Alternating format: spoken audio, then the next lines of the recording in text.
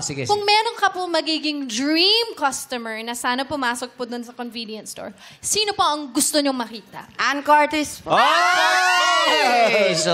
Ayaw nyo si Rez Cortez? Okay na? Si Rez Cortez.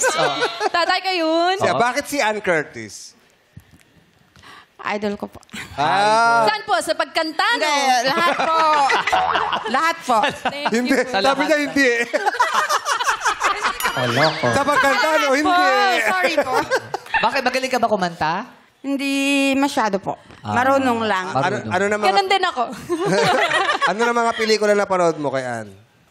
Nandito lang din po. Kasi hindi po ako kasi may trabaho. Ay, alam ko na. Nagtatrabaho siya. Kung talagang Sa Showtime. Kung talagang Showtime. idol ka niya, gayahin mo yung karakter niya yung sa Kampanerang Kuba. si Imang. Imang. Oo, kaya mo bang gayahin yun? Gusto mo sa sample siya? Hindi na alam ng mga Gen Z yun. Ang galing kasi ni Ann gumanap doon. Oo. Kaya mga bong, di ba? Hindi ko masyado napanood eh. Paano ba yun? Pakita ko. Masakit yung likod ko today. Siya lang nakakagawa nun. Oo. Siya lang. Pero we wish you all the best, Yes, Miss Irene. Saan gagamitin Thank you ng po. 500,000 pesos pag nanalo? Magtatayo po ng sariling po. Convenience Negosyo. store. Business po.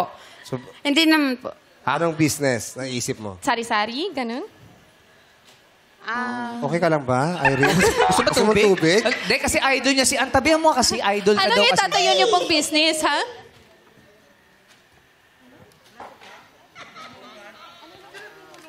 Ba't tayo nagbubulungan? Ano ba? Aluminum? Oo, aluminum supply. Hardware ba yun? Oo. Hardware ba yun? Yung mga supply. Supply? Magiging supplier ka. Halika. So, Sandali lang. Dito po tayo. Dito pa tayo. Tapos, Ano pa yung gagawin ninyo? May branch pa yun. Saan kayo pupunta?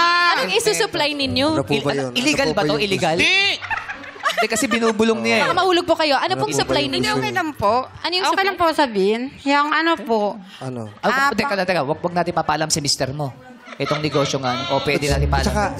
Tsaka nandito na nga tayo sa likod. Wala nang nakakarinig. Wala nang Tayo apat nakakarinig. lang nakakarinig niya. Ano So, po ano ba po yun? yun?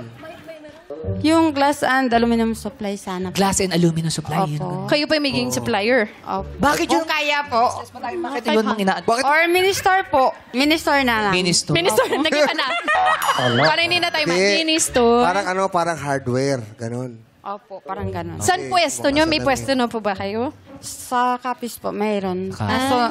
Kasi dati po may po kami, may pwesto po kami ng karinderya. Kaso nung pagdating nga po ng pandemic, medyo Nagsara, oo. So bumagsak ngayon, po. pag nanalo ka ng 500,000, glass and Glass and aluminum aluminum. supply. Opo.